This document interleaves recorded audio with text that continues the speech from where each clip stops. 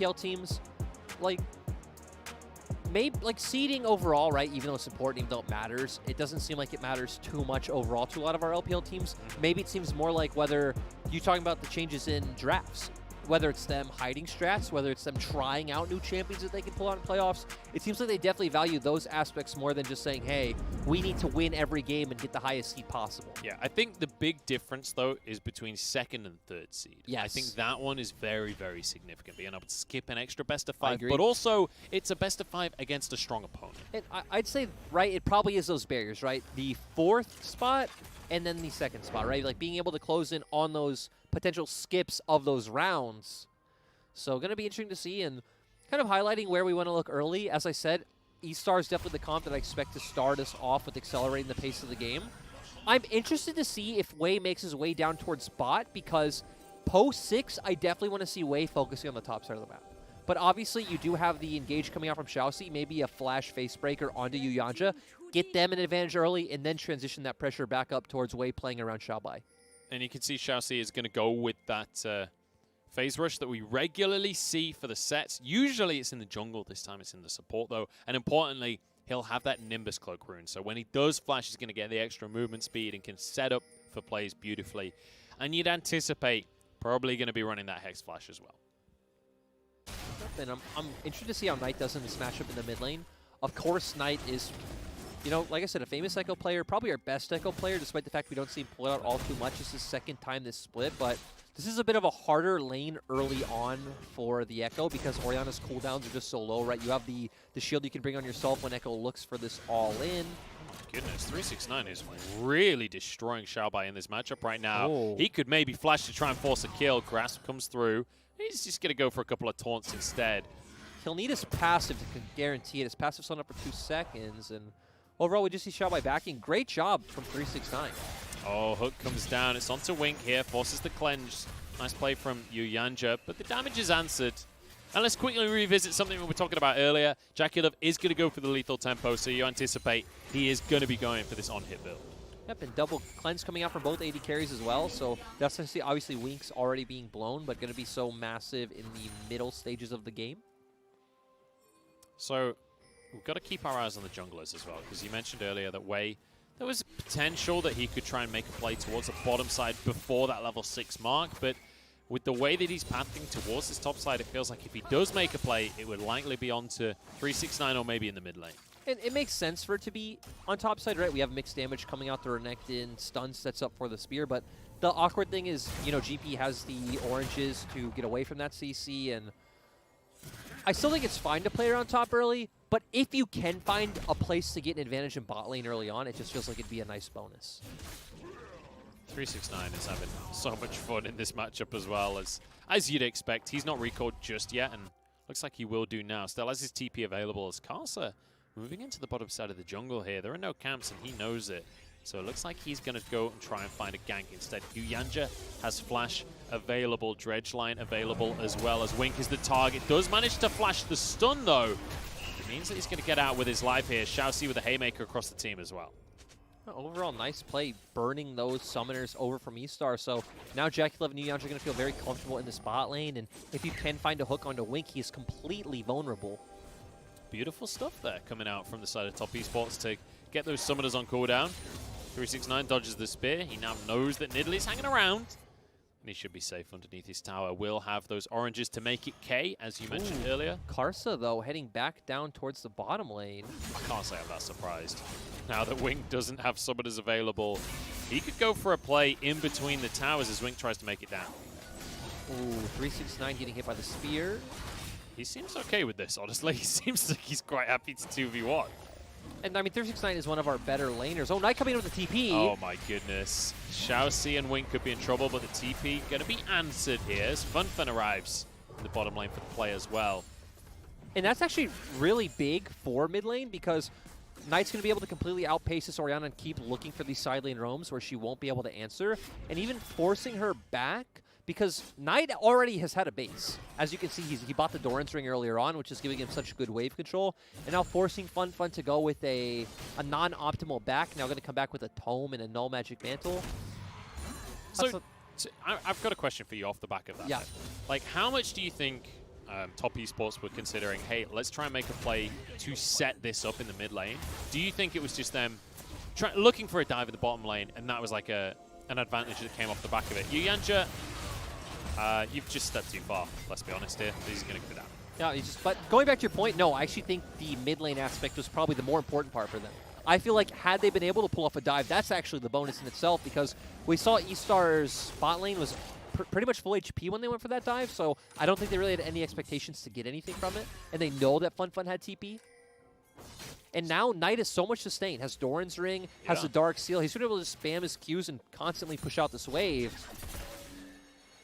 So really great play coming out from Top Esports. And I mean, if there's one thing that we have regularly said about Top Esports, their macro play has been truly exceptional. Like, the late game plays are generally when we've seen Top Esports at their best. But bringing these macro strengths out in the early game is great as well. Cannon barrage in this bottom lane. ShiauC gonna get a nice face breaker. It's onto JackeyLove, who's stepping in the wrong direction here. But the haymaker's not quite there. Wink trades 1-for-1 with the AD carries, but yuyanjia's gonna go down again here. Pounce forward. Karsa now in a 2 versus 1. He's on this Volibear, but he's not level 6, so he can't jump away with his life. Does get the W to heal, but pulled back in. And one more auto. Double kill for Wei. And think about it. That was pretty much a 4v3 for Top Esports, because we had GP Ultimate coming in as well. I just wonder, how did JackeyLove get so low? I was watching the other side of the fight of them chasing down Wink. He was trading way too aggressively with Wink. And let's be honest, Varus don't win that trade early. Ooh, and yeah, that's also a lot of aggressive trades coming out mid lane. And one of the great things about Ekko into Orianna. Oh, here we go. Nope, never mind. He's going to back away. Chrono break to dodge the shockwave. Nicely done there by Knight. And again, we see all of his early backs, how much he's out-sustaining Fenfen, just comparing the mana pools. But Ekko likes to play the game at such a faster pace than Orianna. It's very easy to get into situations where Fenfen isn't going to be in a position to follow up on a lot of these plays. And it's important to bring up the concept of trading with effective health as well when you've got a mid laner that has a corrupting potion versus one that doesn't. But we'll talk about that in a moment. ShiauC's making a play on the bottom side here. Nice little stun from yuyanjia, but he still gets the perfect face breaker. JackeyLove trying to escape, but the flash from Wei to get his 3rd kill of the game. A spear just goes wide, but yuyanjia limps away from the play. And once again, eStar recognized their win condition, not only about playing around their bot lane, but, you know, just punishing JackeyLove, because this would even be the potential point where you wouldn't want to play around bot lane because you have the constant global threat coming out from a cannon barrage. But eStar recognized, hey, Top Esports wasted that in their last play where they ended up going down, and eStar doing a great job taking advantage, 5-1. And it kind of missed as well, the cannon barrage that they used. Like, it got like 1 tick onto Wink, and that was about it. Yep. So fantastic game here for eStar to start off Game 3. They're 2,000 gold ahead.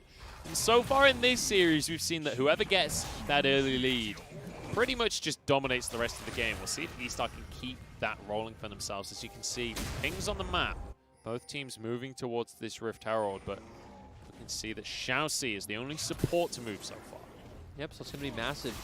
Top Esports not going to be able to start this one up. We still don't have Cannon Barrage available, and even Wei has a level lead in the jungle. So you'd expect eStar to be able to start this up if they do choose. Looks like they're going to hold off for now at very least. I do want to go back to the topic I was trying to bring up earlier about effective health in this mid lane, as you'll see Knight continuously trade. And that's because he automatically has more sustain. If they all in, they both use ultimates and they both get away, he wins by default because he can top himself back up with those corrupting potions. Yep, and even the mana sustain I think is way more crucial too, coming from the Doran's Ring and the Dark Seal. Also, since he's running corrupting potion, he definitely has time more tonic in his runes as well. So definitely a ton of value taking these heavy trades as compared to Fenfen. So now we return to the bottom lane here. Cutlass going to be picked up early for JackeyLove, as he doesn't get as much value out of the level 1 boots, but Wink is going to ult JackeyLove, and that's it. I'm kind of surprised that was it, honestly. I expected more, as Fenfen going to face check into the brush. Casters here, forces the flash. Not going to be able to follow over the wall because he's Ekko. Fenfen, sure, you get a shockwave, but you're going to go down here. Kill for Knight. Yeah, overall good play from Top Esports. I honestly feel like the Cannon Barrage was a bit of overkill. Like they were trying to zone him out, but the fact that Knight had E and Flash as well feels like that kill was secured, but, you know, TS still pick it up. Maybe it was more of a morale thing. You know how you can upgrade the Cannon Barrage with morale later on? Yeah. Well, that one was an early one to give 369 some morale because he gets an assist. He's a part of the play. He's a part of the team. Yes, he is. I mean, and also giving Knight the moral support, saying, okay, if I jump over this wall, my teammate's there. Exactly. In spirit. Exactly. It's good to see friendship and magic working for more teams than just WE.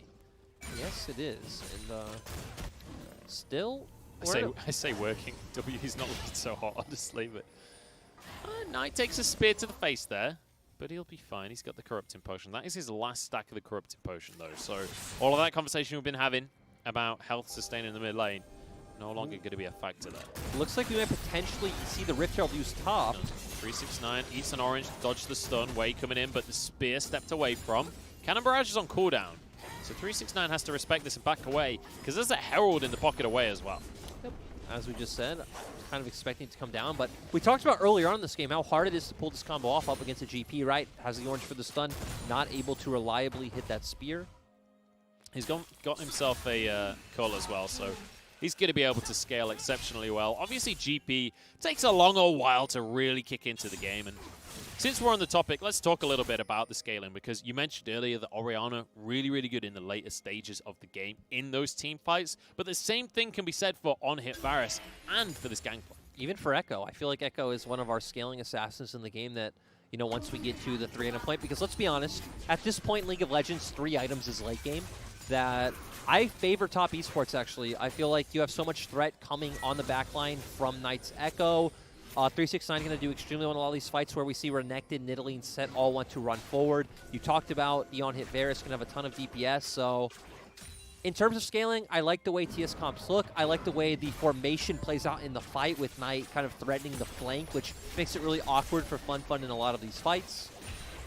Well, you see the Rift Herald dropped in this bottom side, actually, so Wink going to be funneled a little bit in this bottom lane. Obviously, he managed to grab his cult earlier, so he'll have a really good lead in terms of gold there. Nice little dodge back into the stun from Knight onto Fenfen. It's not going to do all too much, but it'll look nice. Yep, and Knight did a great job, right? He managed to get through laning phase quite well, and even from those early plays, actually managed to, I'd say, outplay Fenfen in lane, which isn't a surprise. Knight's one of our 2 best mid laners in the LPL by far. Him and Rookie are in clear classes of their own.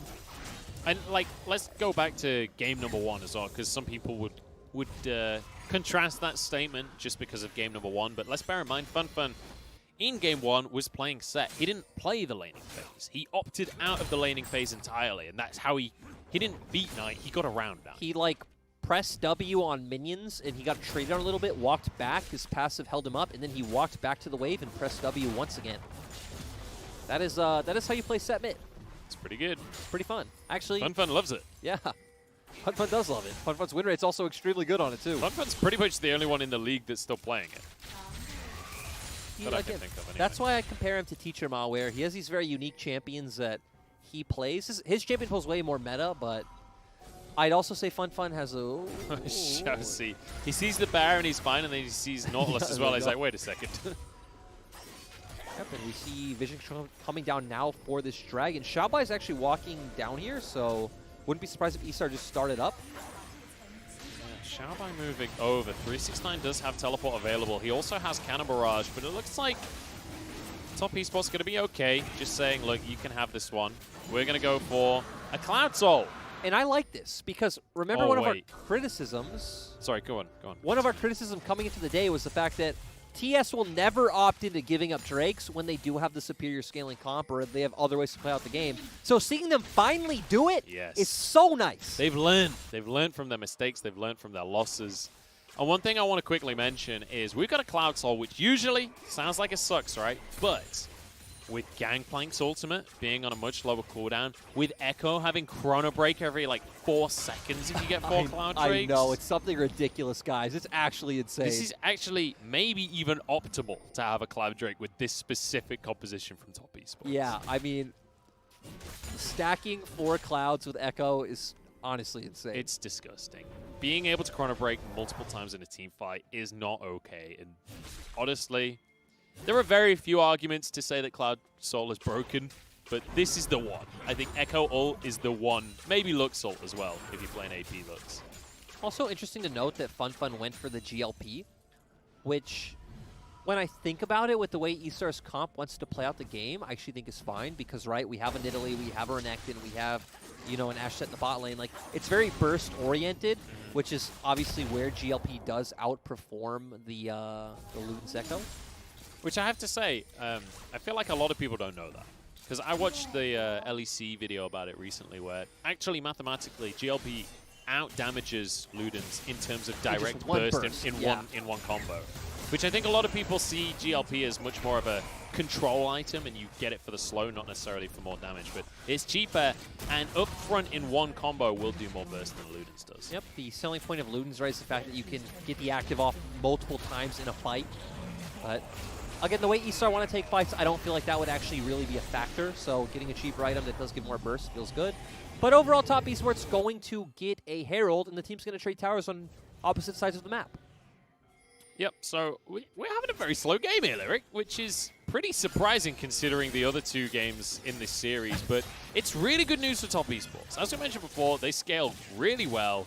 I feel like eStar needs to put their foot down a little bit. No, I agree, and that's one of the win conditions we came into the game saying. So it's curious because at this point, right, it definitely feels like they need to play around their Enchanted Crystal Arrow coming out from Wink. So they are going to put their bot lane in mid right now. So clear wave in mid, start making their way towards the side lane. I'd say potentially around your Renekton, despite the fact that GP has orange, because Orianna still just doesn't have the damage. And keep trying to pick off, you know, 369 and turn that into an objective. Like right now, top lane turret, or when Dragon or Baron come up, that.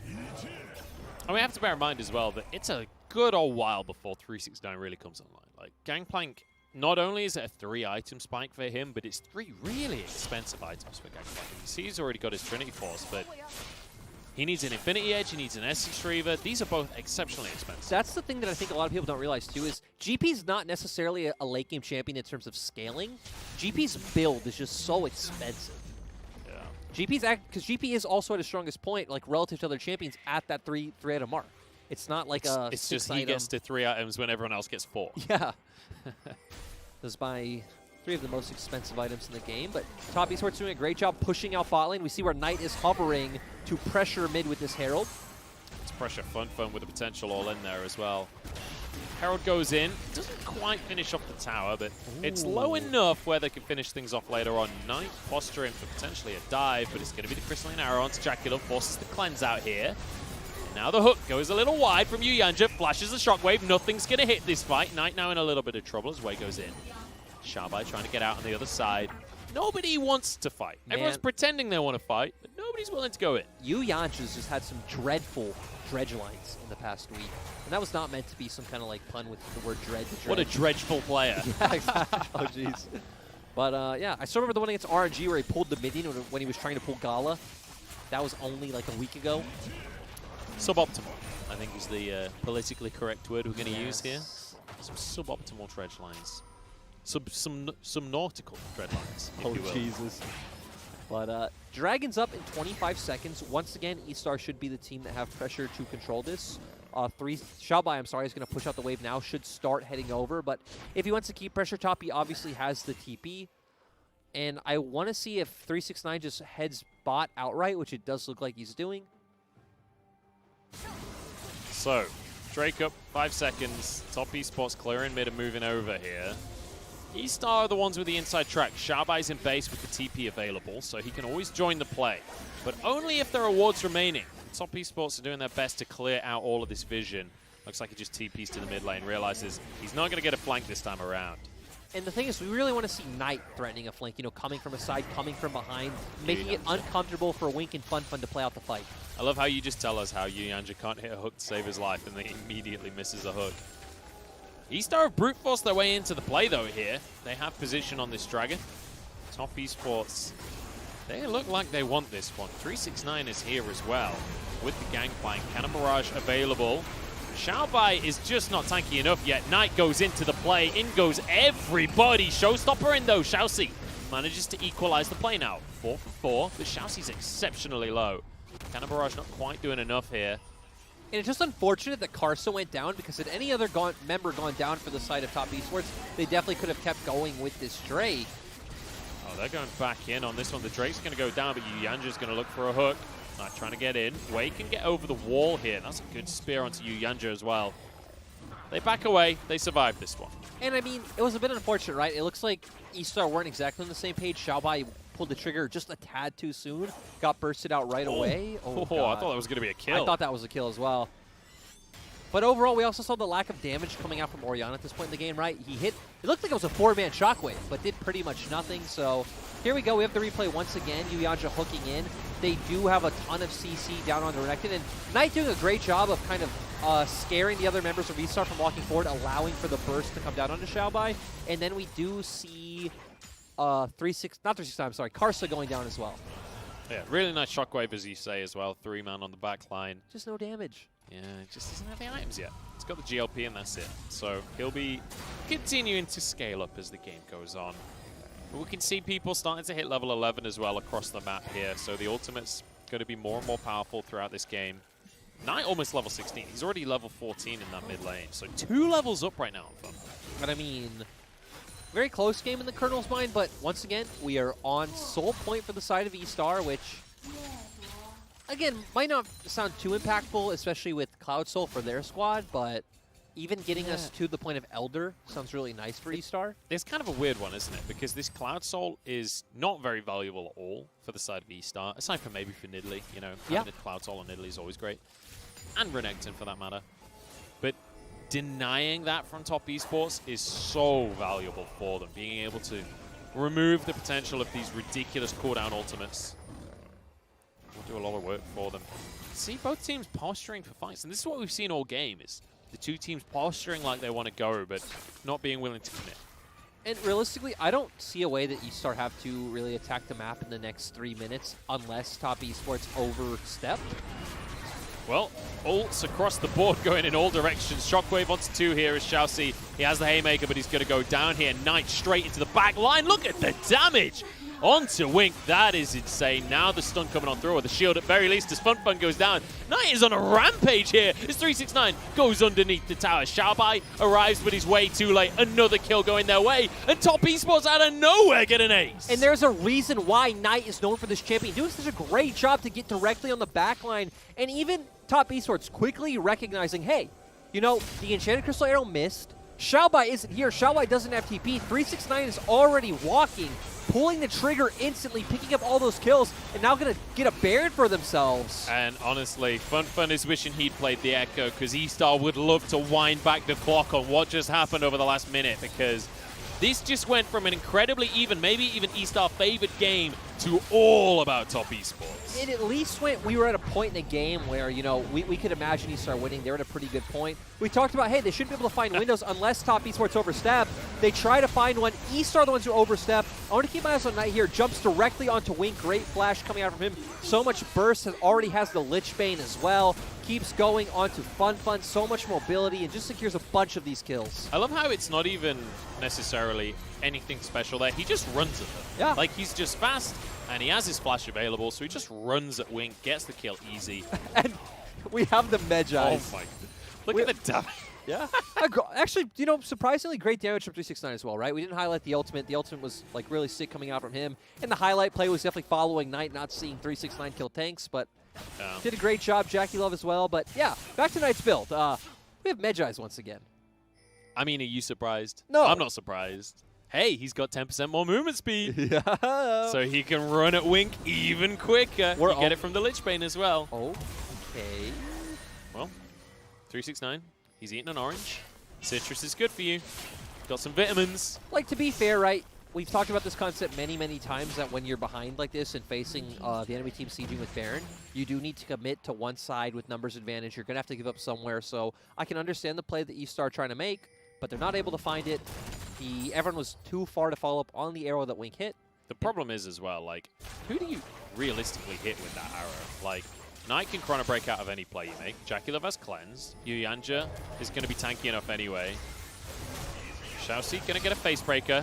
The rest of his team just not on board. To be fair, this is one of the things I love about ShiauC, is that he keeps trying to find the game-changing play even when he's behind. Hey, look, ShiauC looked great. He went in, he got a multi-man face breaker, he's there, he's ready, and then he turns around, he's like, Boys? guys? Lads? Are we not going in? He was told that there would be bevies, and everyone backed out at the last second. It's like you've organized to go to Nando's with the lads. Double TP top. Oh, hang on. Oh, Xiaobai. Xiaobai, my sweet summer child.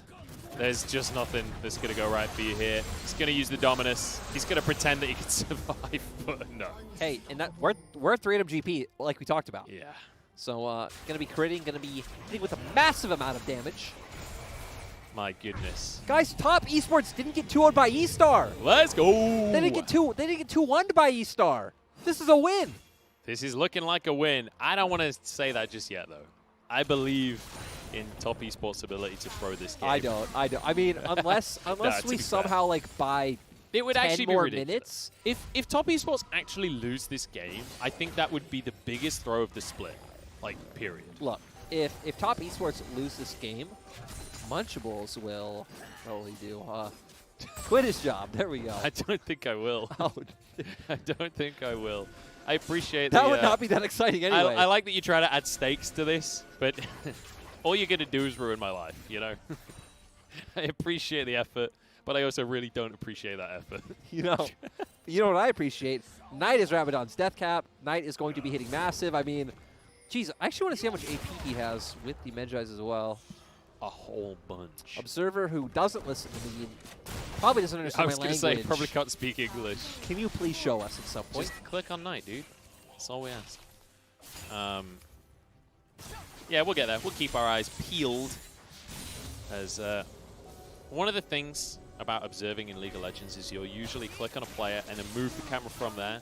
So we're going to see the camera with Sett stats on for a good old while unless the player moves to elsewhere on the map. And it's not going to, because Knight is all-inning onto Fenfen here. He's going to go with parallel convergence as well. Doesn't commit to the dive. And I like that TS are going with a... He's got 571 AP. Oh, that's actually going to be hitting pretty hard. Insane. They can threaten a dive on this, honestly. I mean, Knight was threatening a dive by himself with the rest of his team here. They can definitely go for it. ShiauC's gone once again. And ShiauC doesn't have a team once again.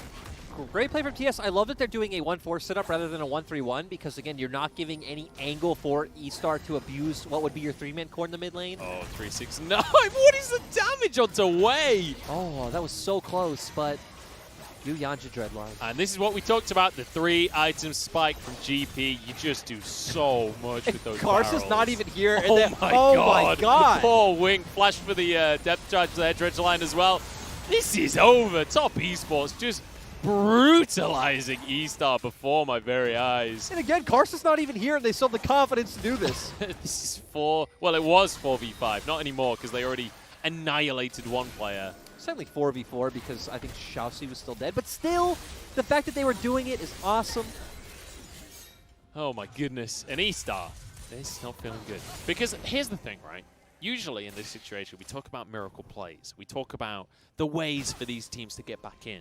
But we've seen 3 miracle plays potentially happening, and they've all just fallen completely flat. We've seen ShiauC doing his damnedest to make one of these miracle plays. He's trying so hard. Like, I feel so bad for ShiauC. He keeps finding all these sick angles where he's like hitting, like I said, multi-man face breakers, finding some good ultimates for good angles for potential ultimates, but no one on his team able to follow up. Not even necessarily their fault. They are just so far behind. I mean, if Wink or Fenfen get hit by one combo from Knight, they're just dead. It's like one of those nights where it's a Friday night, you plan to go out with the boys, and somebody don't finish work until like 10:30. They're tired. They can't be bothered. And the whole night comes out. Like, all 4 of your teammates are still sat in base. You've got a 2-man face breaker already. You've already had a couple of cans. And everyone texts you. They're like, I'm not really fussed about it today, mate. Oh, God. You know, a lot of the silly analogies I'm not on board with, that one feels pretty accurate. JackeyLove takes an arrow to the face, but he's going to be fine because Knight is currently 1v4ing. And Shockwave only going to be onto yuyanjia as this is just a gold lead personified before my eyes. This is over. Down goes Wei, and it's another easy ace for top esports. My goodness. And that's just the game, honestly. Like, look at where 369 is. They're just pushing this wave in, and great performance from Knight on this Ekko. That's a weird TP out of Knight. I don't know why he's going bot lane right now. I feel like they could just go mid and end, but... Yes, they could. But you know what? Who Why cares? Not? Why not? He's 7-0-7, Lunchables. We don't judge him. I'm not going to criticize Knight. If there's any player in this league I'm going to criticize, it ain't going to be Knight, let me tell you. This is going to be game 3, going the way of Top Esports. He got his 25 stacks on his Magi's. He's 707, and he's feeling fantastic on the Ekko. This is how he made his name, and he's certainly no slouch on the pick anymore.